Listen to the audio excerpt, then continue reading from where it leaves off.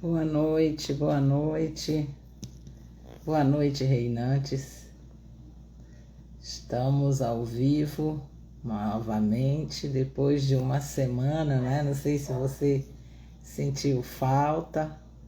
Duas lives que eu não pude fazer, né? Eu estive impossibilitada de comparecer aqui ao nosso encontro semanal.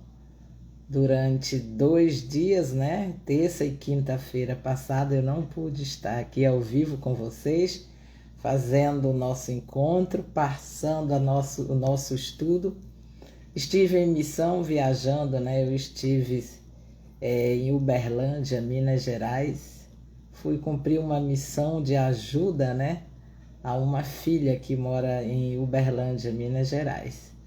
Então, por conta disso, eu não pude estar aqui, nem terça e nem quinta, no nosso encontro, continuando o nosso estudo que estamos fazendo.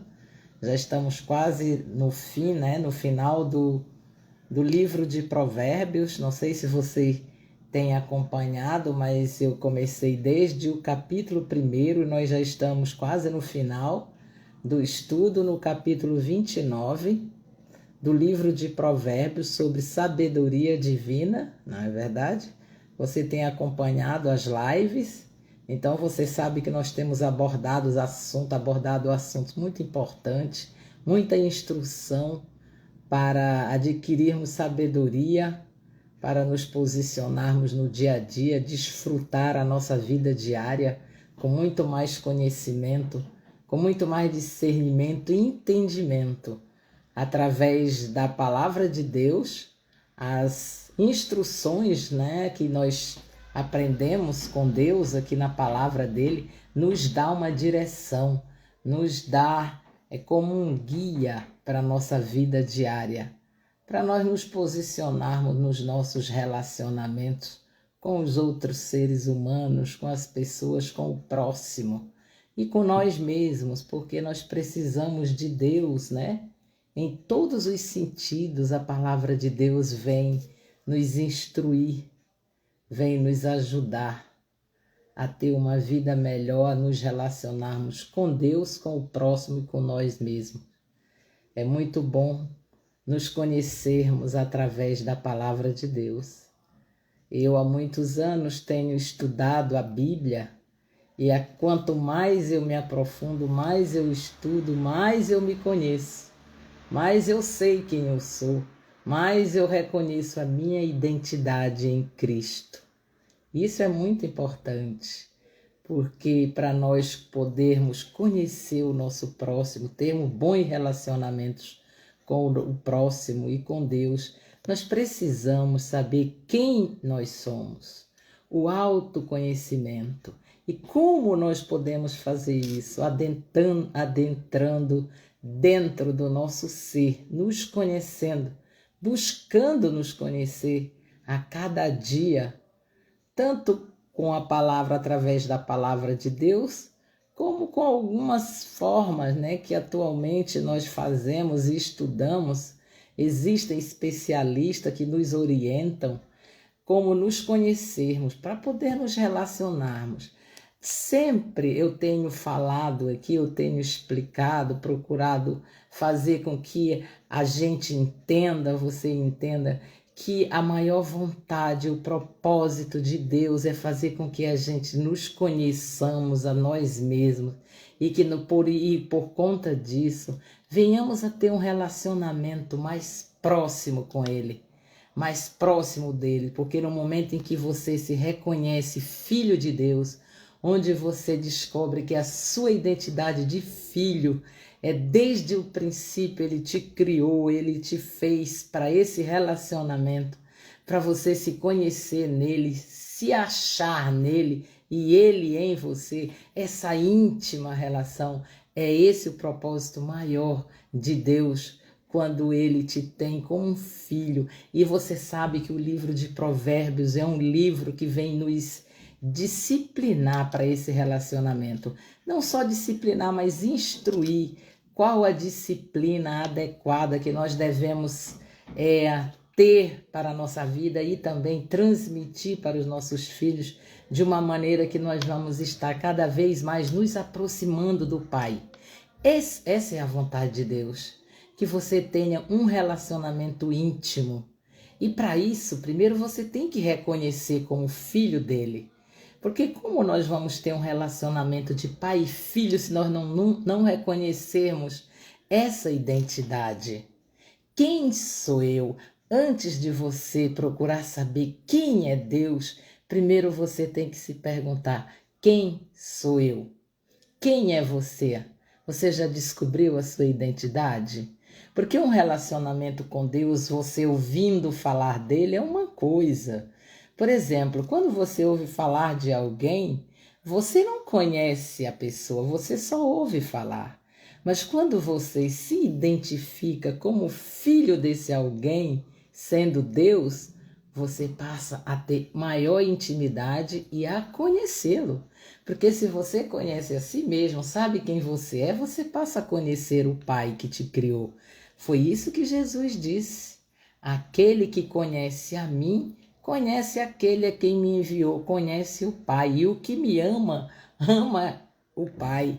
E é dessa forma que nós temos que nos vermos diante de Deus, com essa mesma intimidade que Jesus tinha com o Pai, nós termos com Ele. Você entende isso? Você e a sua mãe, você e o seu pai, o pai carnal, o pai aquele sanguíneo, a nossa relação com nossos pais, não é uma relação de confiança, uma relação de amor, de intimidade, é claro, de respeito, respeitando a autoridade. Boa noite, Meire, boa noite, gente. Deixa eu dar aqui as boas-vindas às minhas amigas e amigos, você que acompanha aqui a live. Meire, seja bem-vinda, querida. Você que está aí em Fortaleza, no Ceará, no estado do Ceará. Boa noite, Wanderson, primo que está no Rio de Janeiro. Boa noite, seja bem-vindo. Estamos aqui, eu estou muito feliz de tê-lo aí do outro lado, assistindo aqui, a explicação do nosso relacionamento com o Pai. Eu sei que você que está aí é filho, sabe que é filho de Deus. Então nós estamos aqui exatamente para poder nós termos mais um entendimento, um conhecimento dessa proximidade que Deus quer ter conosco. Aí tem muita gente que pergunta, mas como fazer isso? Lendo a palavra de Deus, se aprofundando na Bíblia, buscando conhecer mais dele, porque foi o livro que Deus deixou para nós. Boa noite, Maria. Seja bem-vinda, querida. Maria terapeuta. Seja bem-vinda, querida. Foi o livro que Deus deixou, foi escrito para que nós venhamos ter esse mapa do conhecimento maior e mais profundo e mais próximo com Ele. Não tem outro lugar onde você possa ir procurar conhecer mais dele do que senão através da palavra dele. Ele deixou exatamente para este sentido, para esse objetivo. Ai, Cecília, estou em Balneário Camboriú. Cecília está aqui perguntando, amiga, onde você está? Quando volta, gente, como eu viajo bastante, às vezes as minhas amigas ficam meio perdidas, sem saber em que lugar eu estou agora. Bom, eu estava em Belém do Pará, vim para Balneário Camboriú, viajei para Uberlândia, Minas Gerais e já estou de volta a Balneário Camboriú, tá, gente? Então, Cecília, respondendo a sua resposta, querida, Edna, estou em Balneário, tá, Cecília? Seja bem-vinda, você é minha vizinha aqui em Balneário, pode vir me visitar, eu sei que você está querendo me dar um abraço e eu estou aqui esperando. E dia 23 já estarei viajando aqui para uma cidade próxima a Balneário Camboriú. Então, gente, acho que eu já falei que um dos meus hobbies é viajar, eu gosto de viajar. E outra coisa, eu estou com viagem marcada para Paris e para Israel em março de 2024. É um dos projetos que eu tinha na vida, era de pisar na Terra Santa, na terra do meu Senhor, onde o meu Senhor pisou naquela terra, nasceu ali naquela terra, e eu quero pisar ali.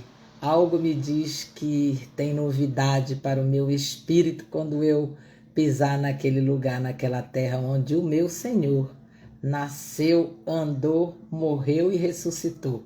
Então, essa é outra viagem que eu devo estar fazendo em março de 2023, de 24, se Deus quiser. Sabemos que os nossos projetos, eles têm que estar debaixo, né, da obediência e da vontade do Senhor. Se for da vontade dele, eu irei. Se não, eu ficarei aqui, estarei sempre aqui com vocês, conversando. Edna Bertou está assistindo. Oi, Edna, seja bem-vinda, Edna. Queridos, então, nós estamos aqui explicando da vontade de Deus que nós venhamos a conhecê-lo mais intimamente com um relacionamento de pai e filho. Então, a sabedoria que nós temos que conhecer de Deus está contida aqui nesse livro, tá? Que vai te dar um melhor entendimento para você se aproximar mais do Pai. Sem religiosidade, sem medo, porque olha, se você ama a Deus, você joga fora todo medo. Não tenha medo de se aproximar de Deus. Não pensa que Deus é aquele pai que está com um chicote, apesar dele falar de disciplina, que ele disciplina a quem ele ama e ele açoita a quem ele tem por filho. Apesar de ser dito dessa forma, nós sabemos que Deus é um pai amoroso e que por amor é que ele procura nos dirigir com um pouquinho mais de rigor quando há uma rebeldia. Porque imaginamos que você também tem filho que é obediente e tem filho que é desobediente.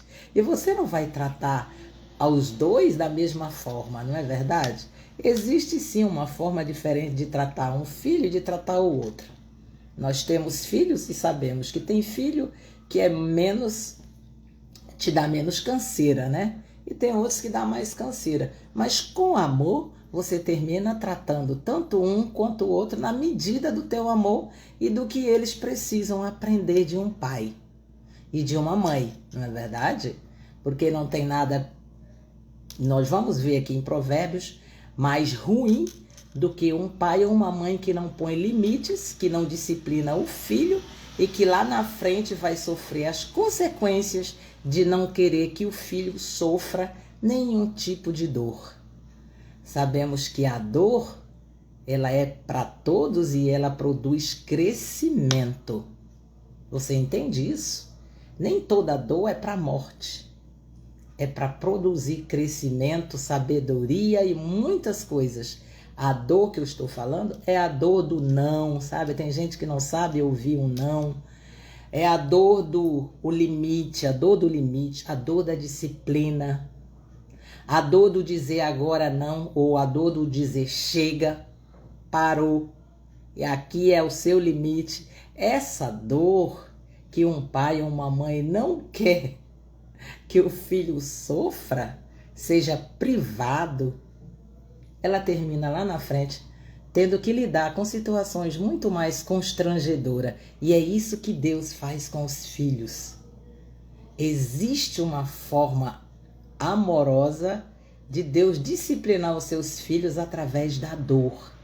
A dor da negação, de negar algo que ele está querendo muito e às vezes a dor mesmo do sofrimento de passar por algumas situações que não é o outro, é Deus. Saiba reconhecer que Deus é Pai e que Ele disciplina.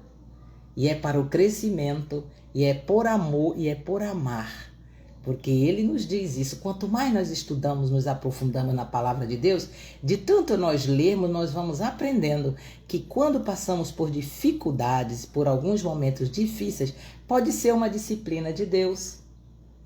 Pode ser para o seu crescimento, para um conhecimento maior de algo que você não está conseguindo entender e ele precisa que você entenda. Tem como você entender dessa forma?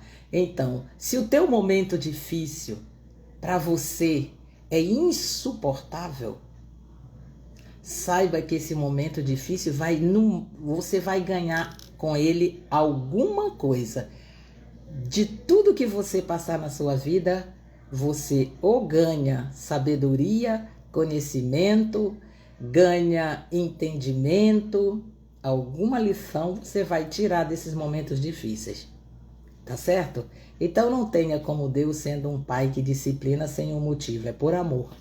Então nós vamos aprender aqui, nós estamos em Provérbios, capítulo 29. Vamos prosseguir o estudo do Provérbios. Euclides Oliveira, seja bem-vindo. Deus abençoe a todos que estão aqui assistindo. Michele Sarmânio, seja bem-vinda, Michele. Tudo bem, querida? Seja bem-vinda. Então, Deus abençoe a todos que estão aqui assistindo essa live, porque nós estamos estudando o livro de Provérbios no capítulo 29. A última live eu falei até o versículo 15 sobre a vara e a disciplina que dá sabedoria para a criança. E agora nós vamos começar no versículo 16 em diante. Capítulo 29, se você está acompanhando aí na sua Bíblia, abra ela e se quiser pode acompanhar. Se não, você pode ficar aí porque vai ficar gravado e você pode assistir depois e acompanhar na sua Bíblia, tá certo? Vamos procurar estudar juntos aqui. Se você tiver alguma pergunta aí sobre o assunto que nós vamos estar aqui aprofundando nesse estudo, você pode mandar aí uma pergunta e eu daqui, se der o tempo, eu respondo a você, ok? Então vamos continuar. Diz no capítulo 29 de Provérbios, no versículo 16, que quando os perversos se multiplicam, multiplicam-se as transgressões, mas os justos verão a ruína deles. Bom, tá bem claro, não tá? Quando os perversos, ou seja, quando os ímpios se multiplicam, multiplicam-se as transgressões. Sim, porque um homem perverso, né? Que com um homem perverso, tudo que ele vai fazer é aumentar transgressões, porque a perversidade dele faz com que ele aumente as formas erradas de agir e transgredir, com certeza, leis, transgredir costumes, moral, caráter. Então, quem tem a perversão como um caráter perverso, ele vai só aumentar as coisas erradas, as transgressões. Mas os justos verão a ruína deles. Sim, porque o homem perverso sempre vai chegar uma hora de cair em ruína, ou seja, em queda. Vai cair. Não tem como um perverso se permanecer de pé, um ímpio permanecer de pé a vida toda. Uma hora ele vai chegar na sua própria ruína. Diz no versículo 17, corrige o teu filho e te dará descanso. Dará delícias à tua alma. Olha aí, vamos novamente falar da correção de um filho. Vê que nós estávamos no 15 falando da vara e a disciplina dão sabedoria, mas a criança entregue a si mesma vem a envergonhar sua mãe. Nós falamos desse versículo no versículo 15 e no 17 vem falar novamente sobre as vantagens de você corrigir e disciplinar o seu filho. O que você terá de retorno disso por você saber disciplinar, fazer seu filho obedecer dentro, é claro, do amor de Deus, da disciplina da palavra do Senhor, nada de espancamento. Nós não estamos falando aqui, disciplina não significa espancar. Disciplina significa educar. Você entende? Educar o seu filho. Se você educa seus filhos diante da palavra de Deus, nas regras dos bons costumes da vida correta, da palavra do Senhor, você terá uma recompensa, delícias, ou seja, você não terá aqueles problemas que tem as mães que criam os filhos absolutos, jogados à própria sorte, que não tem limite, que não há uma educação, né? Então vai se criar com um caráter libertino, de fazer tudo que dá na vontade, porque não tem uma disciplina, um limite de um pai ou de uma mãe. E o que diz aqui o versículo? Diz que se tu corrige, ele te dará descanso, ou seja, você terá paz. Nada pior do que uma mãe que passa a noite em claro. Você conhece alguém que tem filho que deixa a mãe a noite inteira sem paz, desassossegada, porque não tem limite de horário, porque não tem limite de disciplina, dá canseira aos pais e não dá descanso à sua família? Então, Deus está dizendo aqui que se você corrigir esse filho desde pequeno, inclusive em Provérbios também 22:6, diz que se a gente ensinar o filho, né, nos caminhos por onde ele deve andar, os caminhos por onde ele deve caminhar, na velhice ele não vai se desviar deles. Então a disciplina, as vantagens de uma boa disciplina, de uma boa educação, é muito recompensadora lá no futuro, quando o teu filho crescer, quando o teu filho já tiver com a idade de se dirigir sozinho, ele não vai te dar canseira, ele vai te dar paz e descanso.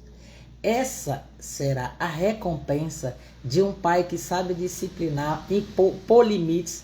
Pai e mãe, né? Porque não vamos falar aqui só do pai, aqui fala do pai. Corrige o teu filho e te dará descanso, dará delícias à tua alma.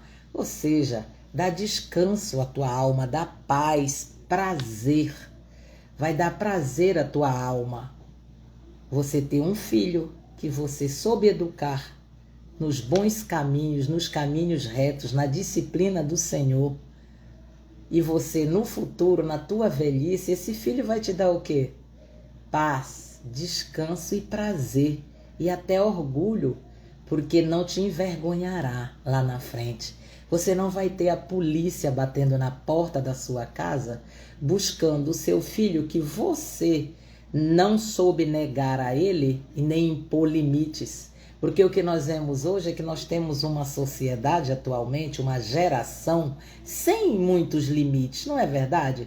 Os pais por conta, vamos ser sinceros, os pais por conta de muito trabalhar e não ter um momento de qualidade com seus filhos para disciplinar, para impor limites, dar tudo que os filhos têm como recompensa da ausência, o que eles vão ter lá na frente? Eles vão ter a polícia na porta querendo disciplinar o filho que ele não disciplinou quando deveria e quando ainda era tempo. Porque também há tempo para disciplinar, há tempo para educar, para impor limites. Há uma época em que não vai mais ser possível, porque o tempo passou e é tarde demais. E quando é que é tarde demais? Quando essa pessoa já está com o seu caráter formado, personalidade já é maior e não vai mais obedecer à disciplina do pai. Entende isso? Tudo isso são consequências de você perder a época certa, a data certa para disciplinar e para educar. Disciplina é educação. Não estou falando de você espancar seu filho. Eu nunca bati nas minhas filhas, a não ser no início da minha educação com as minhas filhas. Eu quis fazer isso. Eu quis repetir o que eu vivi com meus pais. Eu sou de uma geração que a disciplina era peia mesmo, entende? Deu certo? Deu. Porque eu sou de uma família de 13 irmãos. Meu pai nunca teve o desprazer. Quem conhece, pode ser que alguém que esteja aí assistindo conheça a minha família lá do Pará, né, que a gente morou. Eu não sou paraense, mas morei 40 anos. Cheguei no Pará novinha, com 18. Então, mas a minha família toda pequena quando chegou ali. Então, meu pai criou os nossos irmãos, meus irmãos, todos nós, em Belém do Pará. E meu pai nunca chegou uma noite em que batesse na porta de casa um carro de polícia por alguma infração que algum irmão meu tenha cometido contra alguém, tenha feito alguma coisa errada. E isso foi uma maneira de eu dizer para você que agradeço até a disciplina rigorosa, rígida, que meu pai impôs dentro de casa.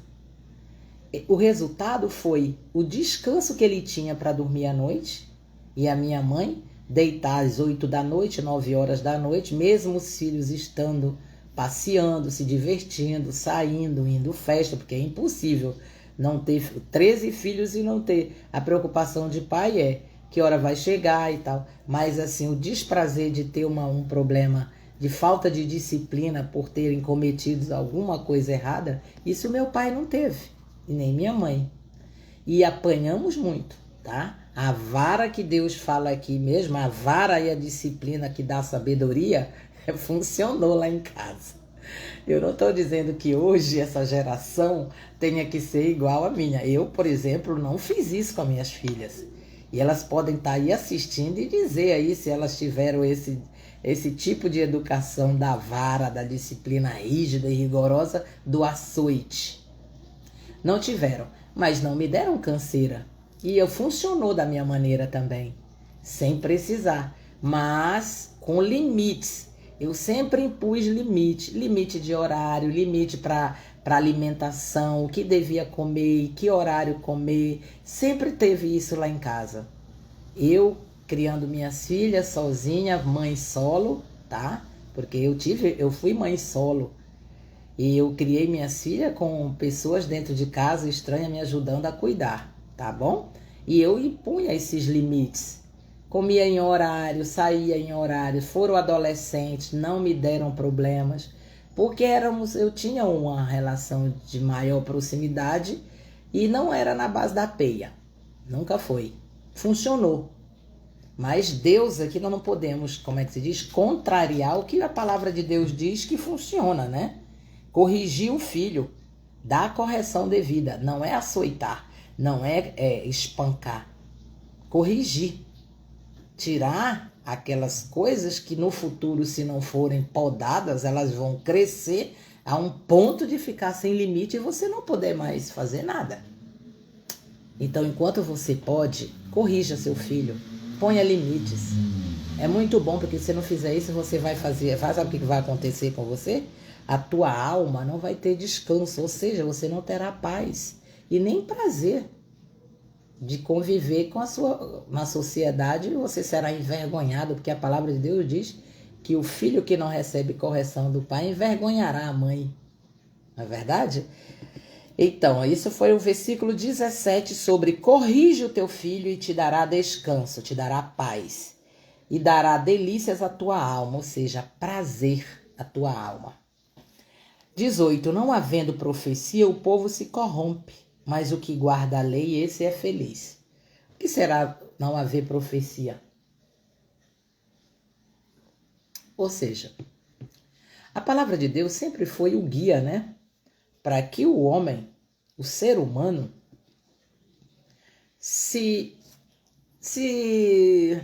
como é que se diz? Se dirige na vida. A palavra de Deus sempre foi aquilo que o homem tinha como parâmetro, tem como parâmetro, para impor limites à sua própria vida. Imagina que se não houvesse a palavra de Deus, muitas sociedades do passado haveriam se perdido de tal maneira que nunca teria tido uma correção, uma direção de como se portar, porque a palavra de Deus foi os mandamentos da palavra de Deus foi o que primeiro veio como direção para que o homem se guiasse. Os mandamentos, a lei de Deus. Aí vem as leis, os códigos penais, os códigos disciplinadores da sociedade que nós conhecemos, mas a palavra de Deus é um norte que o homem teve para se guiar, se dirigir, se disciplinar, viver em comunidade, em sociedade, com limites. Essa obediência à palavra de Deus foi de muita importância para a humanidade no início da criação, até hoje é. Então, não havendo essa palavra reveladora, essa palavra que dirige as condutas, que põe direção, né, na vida do homem, se não houvesse essa palavra, o que aconteceria? O povo seria totalmente corrompido. Porque você lembra que lá no início da criação, Deus se arrependeu de criar o homem por conta da corrupção humana que houve naquela época? O homem não tinha limite, então foi necessário que Deus, ao perceber, Deus entristeceu de tal maneira que ele disse que ia acabar, dizimar com o homem na face da terra. Você lembra que teve o dilúvio, né? E Deus, com a misericórdia dele, continuou uma nova geração e mesmo assim o homem se corrompe novamente. Então foi necessário que Deus botasse limites, não é verdade? Orientasse, dirigisse pondo limites e disciplinas através de mandamentos para que aquele homem que estava corrompido pelas seus próprios sentimentos, suas próprias emoções, porque olha, gente, o homem em si, sem limite, sem regra, ele é vítima das suas próprias emoções e dos seus próprios pensamentos. Dessa forma, foi necessário que houvesse da parte de Deus uma interferência. E é por isso que esse versículo diz, não havendo profecia, não havendo uma palavra, né? Uma palavra de orientação, uma palavra reveladora de Deus para o homem. Lembra que Deus teve que enviar os profetas, que os profetas eram os intermediários entre Deus e o homem para que Deus enviasse palavras para que eles se dirigissem, para que aquilo que eles tivessem limite e orientação era através dos profetas. Então Deus sempre teve, no momento certo, que interferir diretamente para que o homem aprendesse a viver com limites, aprendesse a ter um caráter bom. Senão a perversão do homem, do coração, do próprio coração do homem, um homem que se dirige apenas pelos seus próprios pensamentos e não teme a Deus, não teme a lei, era um homem perverso, um homem cheio de transgressões, de pecado. Então é necessário que haja uma palavra, que haja algo para disciplinar o homem, para que ele não se perca nos seus próprios sentimentos e emoções e pensamentos. Não é verdade? Então diz aqui no 18 que não havendo profecia, o povo se corrompe. É verdade. Mas o que guarda a lei, esse é feliz. Mas aquele que guarda as ordenanças e obedece a palavra de Deus, esse é feliz. Porque não há como ele transgredir se ele é obediente. Agora, aquele que transgride, infelizmente, vai sofrer as consequências.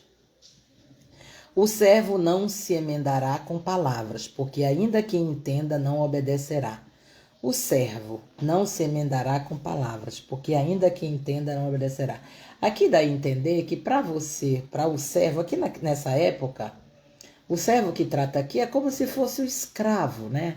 O que quer dizer é que o escravo não adianta você querer discipliná-lo apenas com palavras. Era na base mesmo de uma disciplina mais rigorosa, seria mais necessário, porque a tendência era ele não obedecer ainda que entendesse. Havia dentro dele uma forma de revolta que ainda que ele entendesse as palavras que estavam sendo ditas, a tendência era ele não obedecer. Então era necessário que houvesse uma disciplina mais rígida, mais dura. É assim que trata esse versículo. O servo não se emendará, ou seja, não será corrigido com palavras. Não vai adiantar apenas palavras, tem que ter algo mais rigoroso. Porque ainda que ele entenda, ele não obedece. Estava se falando aqui na época dos escravos, né, que eles eram tratados mesmo na base do chicote. Então, o entendimento aqui é que não adiantava apenas conversar. Os vídeos estão pausando, eu acredito que seja a internet. Começou a chover aqui em Balneário. Se você está aqui em Santa Catarina, não sei se aí na sua cidade está chovendo. Mas aqui começou uma chuva, tá certo? E é por isso que eu acho que está dando umas quedazinhas aqui na internet, no meu Wi-Fi. Então, como nós estávamos falando aqui, o servo não se emendará com palavra, porque ainda que entenda não obedecerá. Estava falando daquele servo, na época, o escravo mesmo, né? Que ele precisava ter disciplina. O entendimento era que ele não aprendia, não se corrigia apenas conversando. Tinha que ter o rigor do chicote. E isso foi lá bem no passado, glória a Deus, porque o servo que a gente trata hoje é um servo que, na base da conversa, ele entende bem, ele obedece bem, não é verdade? Você é esse servo, né? Servo de Cristo, servo de Deus, que não precisa de chicote nem de disciplina rigorosa, mas aquele que é servo do Senhor, apenas com a palavra de Deus, uma palavra bem direcionada, bem colocada na hora certa, vinda da boca de um sábio ou de uma mulher sábia, esta palavra será suficiente para que este homem ou esta mulher seja disciplinada, se corrija, não é verdade? Se estiver em algum caminho errado, em alguma disciplina, em alguma conduta errada, apenas com uma orientação da palavra de Deus, esta pessoa venha corrigir o erro e não será necessário uma disciplina mais rigorosa e nem de palmatória, não é verdade? 19. No 20 diz: tens visto um homem precipitado nas suas palavras? Você conhece alguém que seja precipitado nas palavras? Maior esperança há para um insensato do que para ele. Ou seja, você conhece alguém que fala sem pensar? No momento de raiva ou de ira, solta palavras ao vento sem raciocinar, e depois que fala não tem mais jeito, não é verdade? Então a palavra está dizendo aqui que um tolo, olha só, há mais esperança, uma maior esperança para um tolo do que para esta pessoa que fala sem raciocinar, fala rapidamente, antes de pensar, solta as palavras precipitadamente, ó, e não pensa. E aí já magoa, fere, destrói, entende? Essas pessoas assim, para elas não há muita esperança. Há mais esperança para um insensato do que para ele. Insensato, um tolo, né? Aquele também que é tido aqui na palavra de Deus como uma pessoa de conduta, de caráter não bom. Mas ainda assim há mais esperança para ele, sendo um tolo, um insensato, do que para um precipitado, que fala sem raciocinar, rapidamente, não pensa, solta palavras e às vezes magoa, né? Destrói vidas, precipitadamente arruma brigas, contendas e assim por diante. Então, esta pessoa que fala precipitadamente causará muito mais problemas do que o tolo, que não tem juízo, é insensato. Se alguém amimar o escravo desde a infância, por fim ele quererá ser filho. Olha só, estamos falando novamente de uma época em que havia a escravidão. E que se alguém tratasse bem esse versículo aqui, ele não está assim num sentido bom, é no sentido de crítica, sabe? Porque ele diz assim, se alguém amimar o escravo desde a infância, por fim ele quererá ser filho. E daí significa o quê? Que não iria obedecer ao seu dono. Porque estava sendo amimado como um filho. E isso não seria bom para o seu dono, porque ele iria cometer algumas atitudes de filho e não seria bom para o dono dele, como um escravo, que estava querendo se portar como um filho. Nesse sentido aqui é que está posto esse versículo. Porque o escravo mesmo deveria ser tratado nessa época como escravo, né? Mas se você tratasse ele com as regalias de um filho, por fim ele ia terminar agindo como se fosse.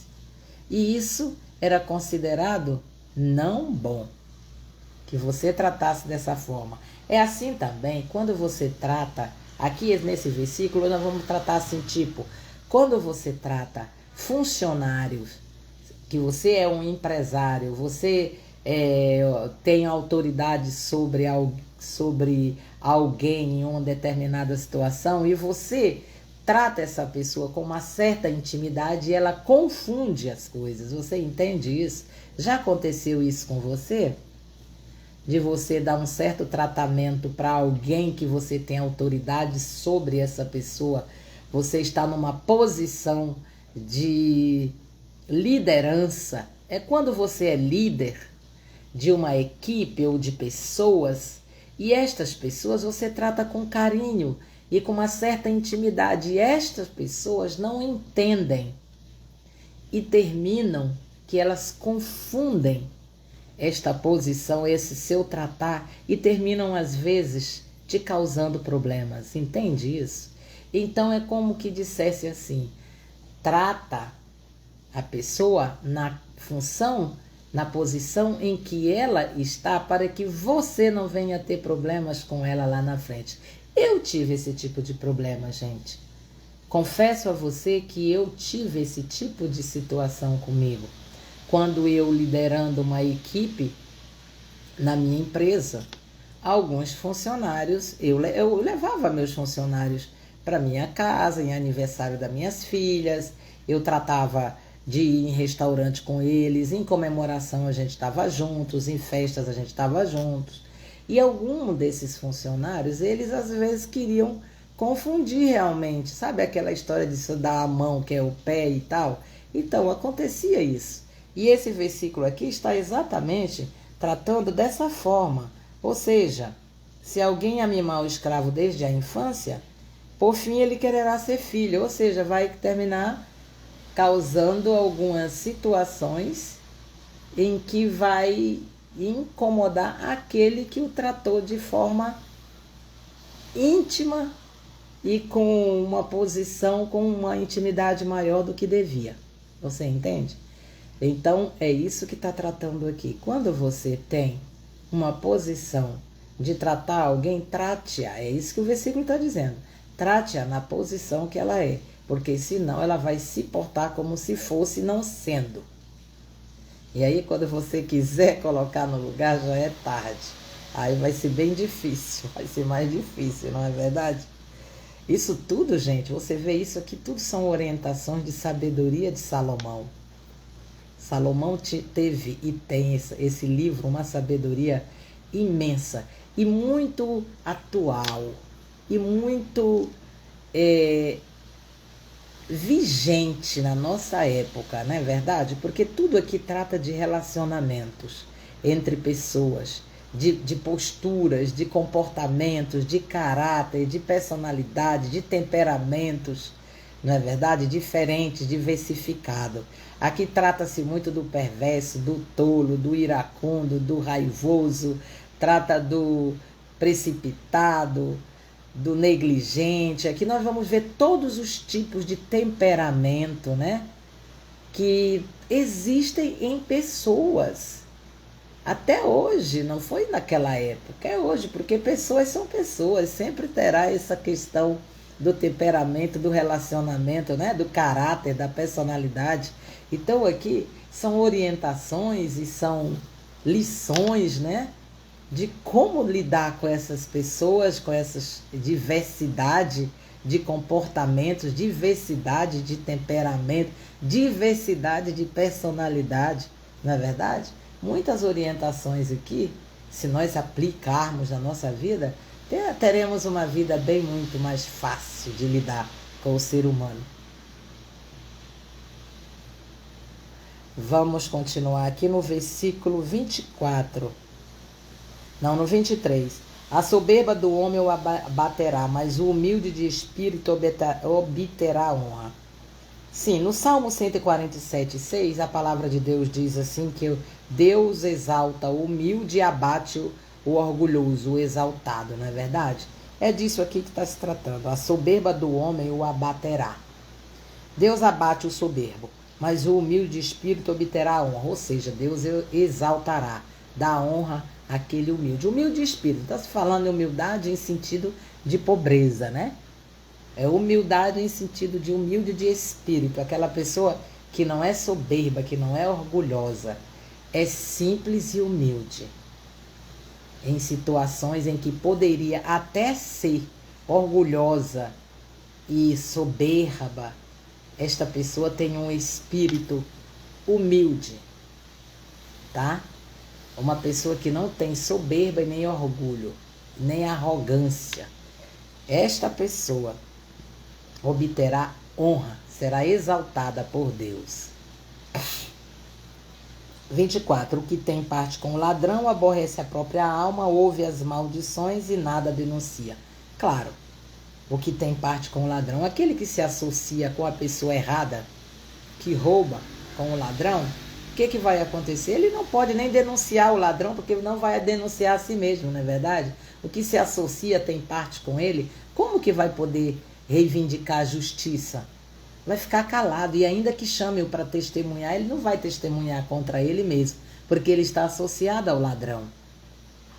Então ele, o que acontece?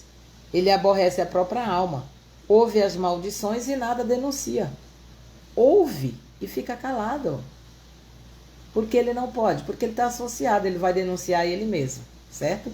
Então, qualquer um que esteja associado com o ladrão, com aquele que é errado, não vai poder exigir de maneira nenhuma, de forma nenhuma, algum tipo de justiça, porque senão vai cair sobre ele mesmo. Sabe aquela pessoa que fala assim, Deus, Senhor, faz justiça entre eu e essa pessoa, julga entre eu e ela, mas não presta atenção que essa justiça de Deus, ela é imparcial, ela não é igual à justiça do homem. E quando você pede justiça para Deus, você esteja pronto para também ser avaliado segundo os critérios de Deus. Então você não poderá ter em si associado nenhum tipo de erro com o ladrão quando você pede justiça para ele, ou você pedindo justiça para o outro, você estará também sobre a análise da própria balança, da mesma balança que mede o outro, vai medir você. Entende isso? Então diz aqui isso, que quem se associa ao ladrão, o que acontece? Que tem parte com o ladrão, aborrece a própria alma. Ouve as maldições e fica calado, não denuncia. Não vai denunciar porque tem parte com ele.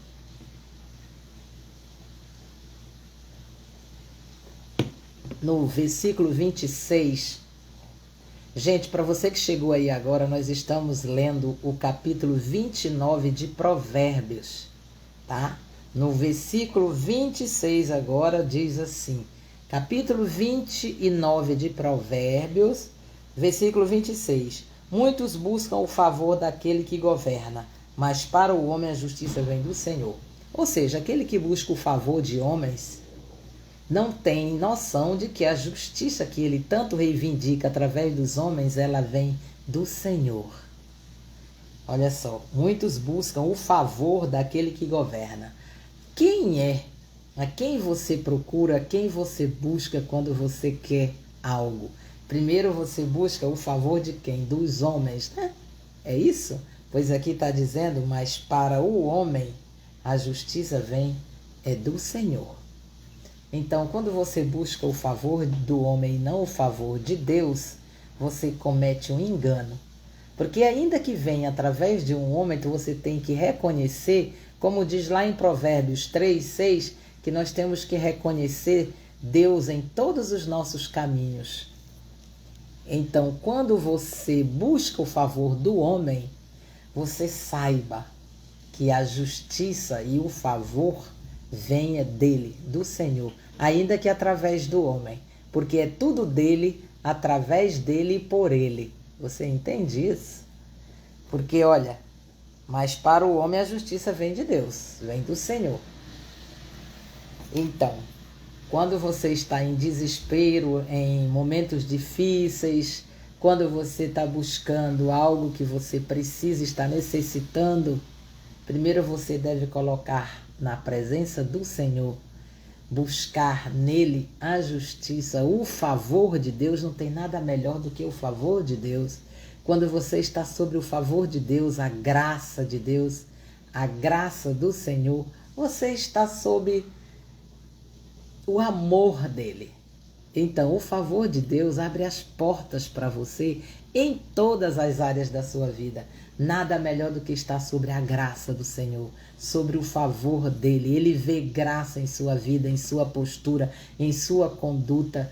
Tudo por gratidão, porque você deve ser aquele filho grato a Deus, que sabe que tudo que veio para a sua vida e virá, vem dele. Porque você é filho e ele é a tua fonte, ele é a fonte da tua prosperidade, ele é a fonte da tua felicidade, ele é a fonte de tudo que você possa precisar. Vem dele. Ah, mas eu trabalho, ganho meu salário. Olha, gente, uma certa vez eu conheci um homem tolo que eu fui dizer a ele que ele estava numa empresa que estava progredindo e prosperando. Ele tinha um canal de televisão e fazia comerciais. Boa noite, Rúbia querida, Rúbia Rodrigues, minha amiga querida pastora, Belém do Pará e Coaraci aqui assistindo, Outeiro, na verdade, Outeiro. Glória a Deus, minha amiga. Ô, querida, seja bem-vinda.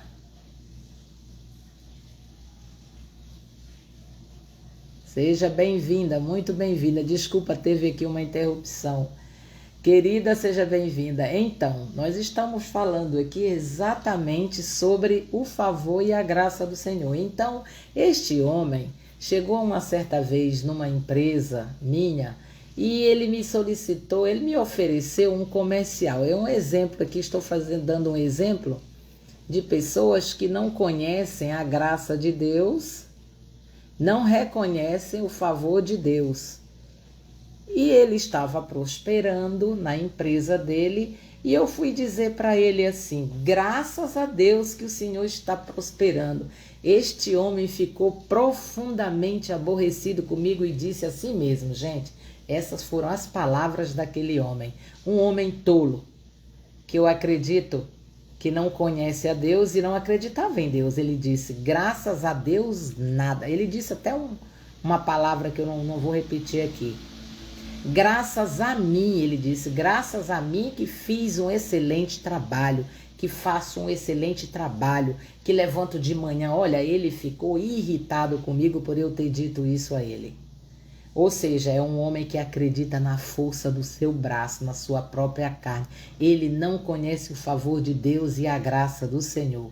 E eu fiquei envergonhada de ver que existem pessoas, eu fiquei quieta de ver o quanto que aquele homem é tolo, de dizer palavras tão duras contra o que eu havia dito, que ele, graças a Deus, eu disse a ele, e ele disse graças ao trabalho dele. Você percebe que existem pessoas assim? Que existem pessoas que confiam em si, que a glória do trabalho, que a glória da prosperidade deles vem deles mesmos, eles não creem que vem de Deus, eles não creem no favor do Senhor. Existem muitas pessoas que se sentem ofendidas de dar glórias a Deus por aquilo que ele conquistou. Infelizmente tem pessoas assim. A gente pensa que está distante? Não, tem muita gente assim, que sente orgulho de contar suas vitórias e não reconhece Deus em nenhum dos seus caminhos e nenhuma das suas vitórias. Porque lá em Provérbios 3,6 diz que nós devemos reconhecer em todos os nossos caminhos, se bons ou ruins, momentos difíceis ou momentos bons, que nós venhamos a reconhecer a Deus. E assim tem pessoas que se sentem ofendidas se você disser que a glória do que elas conquistaram foi Deus quem as deu, que veio de Deus. Eles se aborrecem, ficam profundamente chateados e dizem de verdade, eles pensam desta forma. Oi, querida Mael, que minha amiga linda e maravilhosa, nós não terminamos a nossa conversa de ontem, estou aguardando ainda. Minha amiga de Belém do Pará, que mora em Palhoça, aqui em Santa Catarina. Gente, tem tanta gente de Belém, tanta gente do estado do Pará aqui em Santa Catarina, que se realmente você viesse para cá, você ia se sentir em casa. Chegando aqui em Belém, aqui em Santa Catarina, em todo lugar que você vai, você vê um paraense.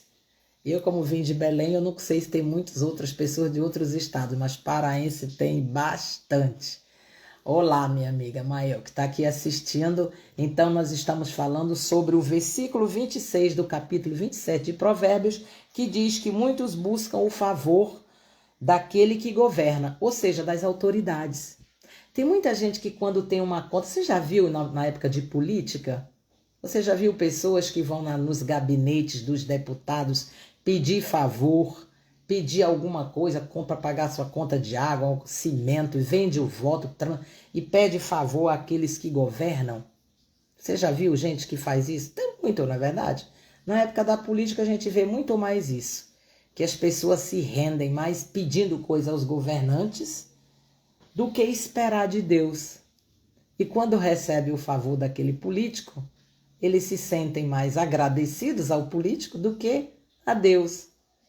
E é dessa forma que a gente entende que esse versículo aqui é muito atual, que muitos buscam o favor daquele que governa e não buscam o favor de Deus.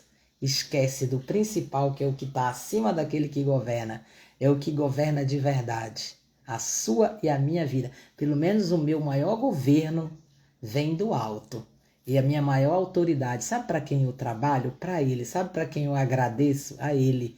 Até a minha vida eu devo a Ele. Tudo eu devo a Deus. A glória é dele em tudo na minha vida. Eu de verdade não reconheço que o sacrifício que eu fiz ou que eu vivi tenha sido suficiente para estar onde eu estou se não fosse Deus. Porque eu sei de onde vim, eu não estou ainda onde eu quero estar, mas já não estou lá da onde saí. Já estou bem mais à frente, então eu reconheço que foi Deus, porque sabendo da minha origem, de onde eu vim, da onde eu sei que foi Deus. Sempre foi Ele. Nunca foi sorte, nunca foi a força do meu braço, nunca foi a minha sabedoria, nunca foi o meu conhecimento, o meu anel de formatura, o meu CNPJ, nunca foi, porque a minha identidade, o meu RG é Cristo. Eu sei quem eu sou em Cristo. E é isso que me deu a força para me estar aqui até hoje. Eu sei que até aqui o Senhor me ajudou. Você tem essa mesma convicção de que existe em você uma identidade verdadeira em Cristo? Você é filho. Você sabe quem você é em Cristo? Você é filho de Deus, você é irmão. Você foi adotado através do sacrifício de Cristo e essa é uma posição maravilhosa. O meu DNA, o seu DNA é de Deus, vem de lá. Terminando o capítulo, no versículo 27, diz assim: para o justo o iníquo é abominação, e o reto no seu caminho é abominação ao perverso.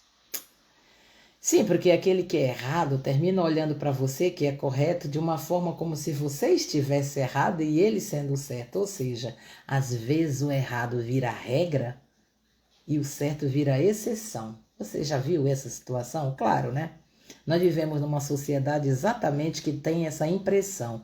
Às vezes eu tenho a impressão que eu é que estou no lugar errado e que eu sou uma exceção.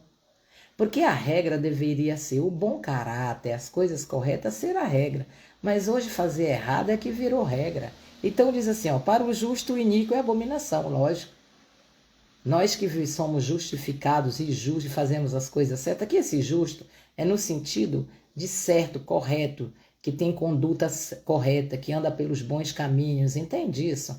Então, para essa pessoa, o iníquo é abominação.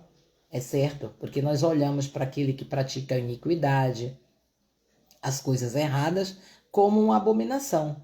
E o reto no seu caminho é a abominação ao perverso. E ele, vice-versa, ele olha para nós e acha que nós é que somos a abominação para ele.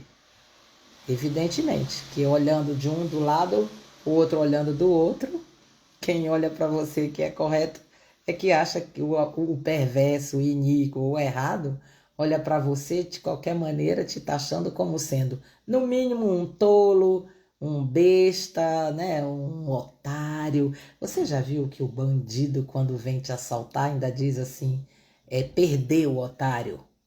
É assim, ele ainda te acha que tu é o otário, tu que é o errado, ele que é o esperto, ele que é o certo, ele que é o correto. É isso aqui, o perverso olha para você reto no seu caminho e acha que é abominação. Ele diz isso, perdeu o otário. O perverso, ele acha que ser correto como a gente é ser otário. É dessa forma que esse versículo aqui está posto. É quando um olha para o outro de forma que a conduta do outro passa a ser abominação para aquele. É claro que nós vamos olhar para uma pessoa dessa, um perverso que pratica a perversidade, um iníquo que pratica a iniquidade, de forma que a gente não vai querer se pôr na mesma posição dele. Então ele para nós passa a ser abominação e ele olha para a gente da mesma forma. Mas cada um no seu quadrado, não é assim que diz? Para nós, estamos no nosso quadrado com Deus, com Cristo, e eles no quadrado deles, sabe Deus com quem? Com eles mesmos, porque eles não acreditam no favor do Senhor e na justiça de Deus. Acreditam mais na justiça do homem e pedem favor a quem governa e esquece que Deus é quem está no controle, no comando de todos e de todas as coisas. E eu sou muito feliz por isso. Gente, deixa eu confessar, nós terminamos o capítulo 29, nós temos no livro de Provérbios mais 2 capítulos, o capítulo 30 e o capítulo 31. Mas eu quero confessar uma coisa para você hoje. Quase que eu não dou conta de vir aqui com vocês para esse encontro maravilhoso de terça e quinta-feira. Eu estou suando aqui porque tomei medicação. Eu estive agora à tarde com muita dor no corpo, dor nos olhos, tipo febre. Eu quase que disse, o Senhor, eu não vou conseguir fazer. Mas você vê que quando eu começo a falar aqui da palavra de Deus, sendo sincero, eu esqueço dor de cabeça, enfermidade, dor no corpo. É tão maravilhoso falar da palavra de Deus. É tão bom ter o conhecimento da palavra de Deus e transmitir para você. Dá um prazer tão grandioso, que são momentos para mim assim de extremo prazer que eu até esqueço da hora. Eu não sei você, mas eu sinto muita, mas muita satisfação em transmitir, em ler a palavra de Deus, sem nenhuma religiosidade. Sabe por quê, querido? Se você me perguntar que denominação você faz parte, eu vou dizer sinceramente para você, eu não carrego placa de nenhuma igreja. Eu carrego Cristo na minha vida e no meu coração. Eu sou cristã. Eu vivo a graça. Eu não sou mais aprisionada a nenhuma religião. Eu não consigo mais ficar aprisionada pelo medo, pela ameaça de certas formas de religiosidade que hoje nós vemos e eu já vivi, sabe? Porque se você não tem o discernimento verdadeiro da palavra de Deus, se você não se aprofundar para você conhecer de verdade a palavra de Deus, você será escravizado, voltará à escravidão de homens, você passará a viver amedrontado por doutrinas de homens que te amedrontam, que te ameaçam, que te aprisionam. Você entende? A palavra de Deus, ela não é para aprisionar o homem em 4 paredes. É para libertar a alma do homem. E um homem que verdadeiramente tem Cristo, ele é livre, ainda que ele esteja preso entre grades. Você entende? Essa liberdade significa liberdade de pensar, de ser feliz, independente das circunstâncias ao redor. Mesmo que você esteja vivendo circunstâncias que aos olhos do homem, aos teus olhos, sejam circunstâncias ruins, desfavoráveis, ainda assim, dentro de você, você pode ser feliz, ser livre. Pior ainda, o pior do que ser livre dentro de si e as circunstâncias serem ruins, é você ter circunstâncias boas, tudo ao seu redor ser maravilha, mas dentro de você, você ser um aprisionado. Porque quando você não se conhece, quando você se deixa aprisionar por religião, por sentimentos de ameaça, de medo, Deus não é... Cristo não é para ser vivido dessa forma. É para você sentir dentro de você a liberdade, ainda que as circunstâncias não sejam boas. Foi assim que se sentiram os discípulos de Jesus, ainda quando perseguido, mesmo que você esteja agora com uma enfermidade, mesmo que você tenha recebido um diagnóstico ruim, ainda que você não tenha no seu armário a fartura e a abundância que você estava precisando ter, ou que você necessita ter, porque é básico que você precisa ter, ainda assim você, dentro de você, você pode se sentir uma pessoa feliz e livre. Porque não adianta também você ter todas essas coisas e ter um vazio. Porque quando você tem toda a riqueza, toda a prosperidade, mas você é uma pessoa vazia de Deus, de Cristo, você não é também completo e não é livre, porque esse vazio te aprisiona. Não é verdade? Eu já me senti dessa forma, com um vazio que não tinha como preencher. Em qualquer lugar que eu fosse, eu buscava lugares porque eu achava que era a cidade que eu morava. Eu achava que eram os vizinhos que eu tinha. Eu achava tantas coisas. Até que eu achei Cristo.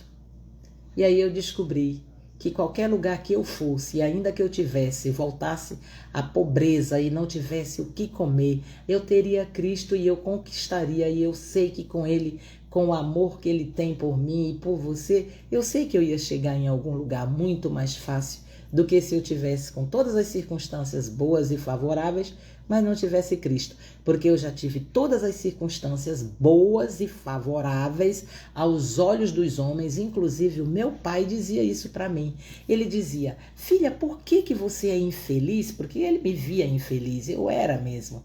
Antes de ter Cristo e conhecer a verdadeira vida com Cristo, o verdadeiro Cristo, eu tinha tudo. Eu tinha casa, carro, apartamento, empresa, 2 filhas lindas, mas eu vivia chorando e depressiva.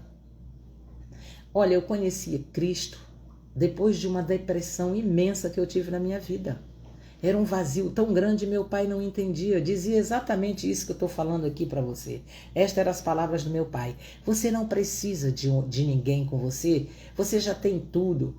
E ele achava que eu era infeliz porque eu não tinha um marido. Eu era mãe solo e não tinha esposo.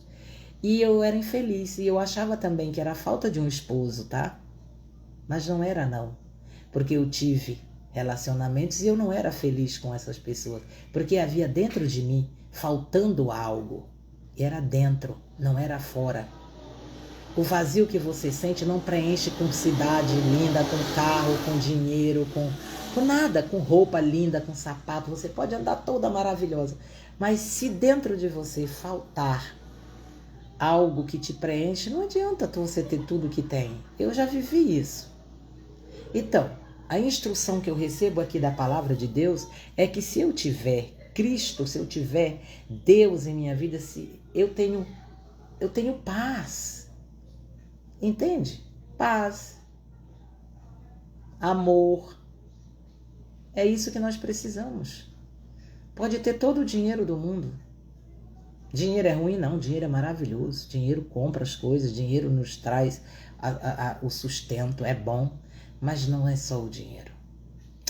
As riquezas, elas fazem parte da nossa vida e isso é bom. Deus quer que a gente seja próspero e rico. Mas sem Ele é nada. De verdade, eu já vivi as 2 situações. Tanto tendo e não tendo Deus, e não tendo nada e tendo Deus. Então, eu digo para você, procura conhecer mais o Deus que te criou e te fez e te deu uma oportunidade de ser filho dele. Respeite-o, mas não tenha medo. Tenha temor e obediência, mas não tenha medo. E quando alguém que dirige lá a congregação, a denominação que você faz parte, disser para você que você vai para o inferno, para qualquer outro lugar de escuridão, por algumas coisas pequenas que você faz, ou porque você usa um batom, ou porque você usa uma roupa que ele acha ou não acha adequada, ou porque você usa uma joia, seja lá o motivo, porque você não dizima, porque você não deu o dízimo todo, porque você não ofertou, não acredite nisso, tá? Isso é amedrontação, é medo, é ameaça, e isso não é amor de Deus. O amor de Deus é aquele que lança fora todo medo. Então acredite, Jesus já fez o sacrifício. E esse sacrifício foi gratuito. A única coisa que você tem que fazer é acreditar e ter fé nisso e aceitar. E seja livre, seja liberto. Não deixe ninguém te aprisionar. Leia o livro de Gálatas. Quando você lê o livro de Gálatas, você vai ver que lá naquele povo, na época que Paulo fez as viagens missionárias, houve uma época em que o povo havia evoluído e regrediu porque não soube viver com a liberdade que Cristo deu. Você sabe viver livre em Cristo ou você precisa ser aprisionado para poder se sentir bem? Porque tem pessoas que precisam de regra demais, precisam de doutrina demais, de proibições demais para se sentir bem. Mas tem pessoas que sabem viver na liberdade de Cristo. Então, eu deixo para você aqui o meu carinho, o meu amor.